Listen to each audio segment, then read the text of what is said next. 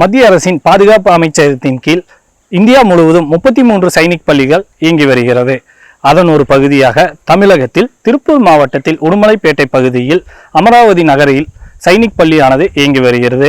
இங்கு 200க்கும் மேற்பட்ட மாணவர்கள் கல்வி பயின்று வருகின்றனர். இது குறித்த செய்தி தொகுப்பை காணலாம்.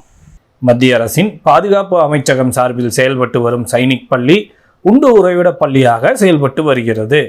இந்த ஸ்கூல் பேசிக்கலி என்னன்னா ஒரு நேஷனல் டிஃபென்ஸ் அகாடமி, ஆர்மிக்கு இந்தியன் ஆர்ம் ஃபோர்ஸஸ்க்கு வந்து ஒரு ஃபீடர் இன்ஸ்டிடியூஷன்.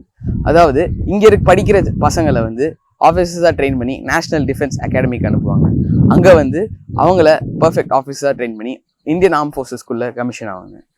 இந்த ஸ்கூல் வந்து பேசிக்கலி ஹோலிஸ்டிக் டெவலப்மெண்ட்காக உருவாக்கின school.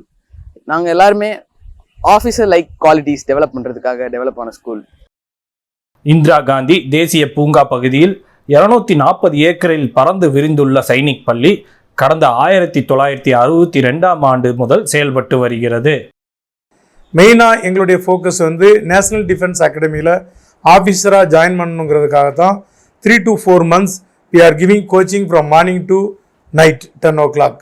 Our main aim to send maximum number of students to National Defense Academy in all the 3 forces.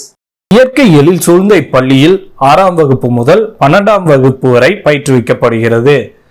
இங்கு பாடத்துடன் குதிரை ஏற்றம், நீச்சல், துப்பாக்கி சுடுதல், மலையேற்றம், விமானம், கப்பல் அமைப்புகள் குறித்து கற்றுத்தரப்படுகின்றன. இங்கே இருக்கிற பசங்க எல்லாருக்கும் ஒரு நல்ல டெவலப்மெண்ட் கிடைக்குது. எதுலன்னு பார்த்தீங்கன்னா both in academics as well as in mentally they are prepared to join the defense in all 3 services as army officers, navy and the air force. Me personally I want to join the Indian Air Force as a transport pilot. Sainik பள்ளியில் நாட்டின் எதிர்காலம் மட்டுமின்றி நாட்டின் பாதுகாப்பையும் உறுதி செய்யும் இளைஞர்கள் உருவாகின்றனர் என்பது குறிப்பிடத்தக்கது. இங்கு படிக்கும் மாணவர்களுக்கு கல்வி மற்றும் அல்லாமல் தேசப்பற்றையும் ஊட்டி வளர்க்கின்றனர்.